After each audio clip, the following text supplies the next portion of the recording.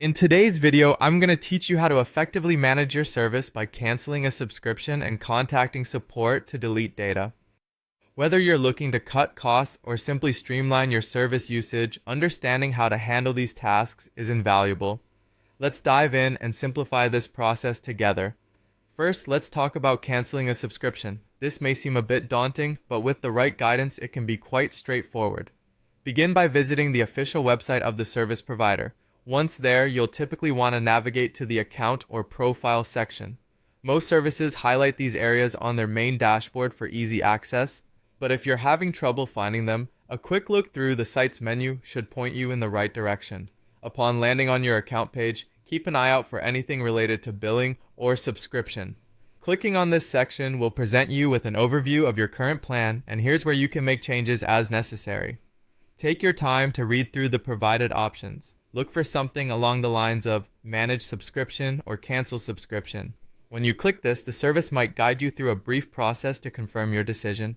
They may also present you with retention offers, like downgrading your plan instead of canceling outright, so keep your goal in mind as you move forward. Follow any prompts to finalize the cancellation, and be sure to receive a confirmation notice or email.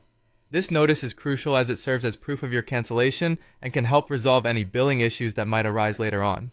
Next, let's jump into how to contact support to delete your data. Start by revisiting the Help or Support section of the service's website. This section is often prominently displayed and easily accessible within the navigation bar or footer of the homepage. Many companies offer multiple methods for reaching them, such as live chat, phone, or email support. Choose the option that best suits your preference and availability.